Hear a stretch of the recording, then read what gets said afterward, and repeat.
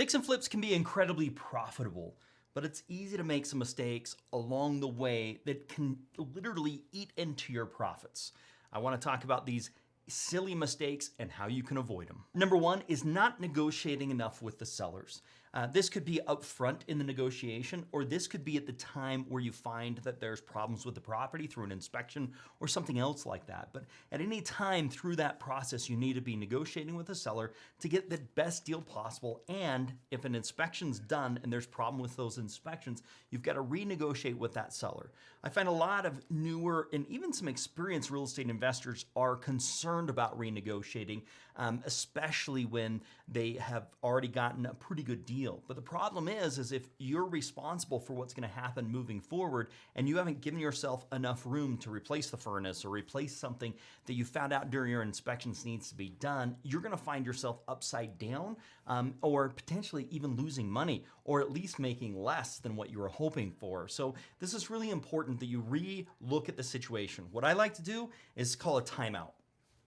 When I get an inspection report back, I call a timeout, I look at all those costs, I get with my general contractor, I look at those costs, I rerun my numbers basically saying, this is my cost, my new cost of repairs. Am I going to hit profit margins or not? And if not, I know I need to renegotiate. If so, I can move forward. Number two, waiting too long for better offers when you're reselling the property, okay? So this is what can happen. It's called chasing the market, especially if we're in a softer market, if we're in a buyer's market, it's called chasing the market, which basically means I put the property on the market for $150,000 when it really should be about $140,000.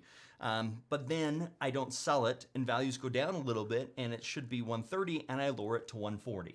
And then values go down a little bit and I lower it to $120,000, but it really should be $110,000. Now, that's an over exaggeration, but that's the point. You want to do what is called precision pricing. Precision pricing is price the property for what it should sell for. No more than 3% more than what we really think it's going to sell for is what we list the properties for. Now, lots of people say, well, what if somebody's willing to pay more for it? Well, you could get into a bidding situation, have multiple people. You're not required to take an offer. You can look at everything that's out there and you can decide. And if you get multiple people, you could be in a bidding situation and that could actually increase the price. You can sell your property for more than the listing price, but having it too high is not even going to attract the people to come take a look at it and even get you offers. You have to realize with this, your cost of hard money never sleeps. It's happening every single day. And you want to minimize that as much as possible so you can maximize the profit. Number three, I see this quite frequently, is overvaluing the property. We'll have somebody come to us and say, hey, I think this property's worth $500,000. And we'll go look at comps within a 1 mile radius and we'll say, there hasn't even been a house that's sold for $500,000, let alone one that's listed. Like, there's nothing here. And so they've gone too far. They've gone 5 miles away, or they're like, well, I think we can push the market a little bit. That's not how it works, guys. You want to find 3 or 4 solds and preferably a couple of actives, up to 3, that show what the value of this property really is. Now, remember, in a declining market, we're going to look at actives, and in a rising market, we're going to look at solds. We're going to look at the lower of those two. Number 4, and this is a big one, underbidding the repairs. Lots of times it's like, hey, we'll just paint and carpet and we'll be all good to go, but forget about all those other problems that need to get addressed. Basically putting lipstick on a pig, it doesn't work. And so then they find themselves in a problem. I see this quite frequently. Bid comes in where it's like, we'll get it all done for $30,000. Once we get a second bid, it jumps up to $50,000, which then has the deal where it's not a good deal. It's not worth doing, which puts us back to renegotiating with the seller, which was tip number 1 that people forget to do all of the time, is not negotiating enough with the seller. Back to number 5, only getting one general contractor bid. I see this all the time. It's called falling in love with one general contractor. This can get you into a lot of trouble. Even if you have experience with a general contractor, you want to make sure you have multiple general contractors that are giving you bids and they're competing with each other.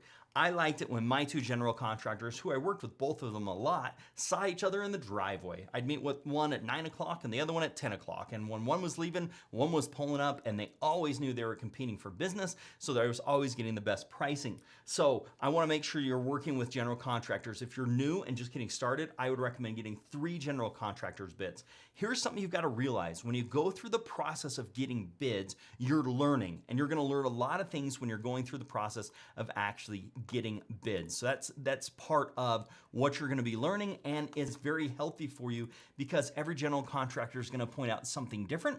And with the general contractor pointing out different things, you're gonna be able to learn. You'll also be able to learn what their style is like, what they do, how they take care of things, which is a really big deal when you're gonna be dealing with this general contractor, hopefully for many, many years to come. Number 6 goes along with general contractors, but back in the good old days, we would go to a property, a general contractor would look at the whole thing and say, it's gonna cost you $40,000 to fix up the property. And we'd say, okay, that sounds great.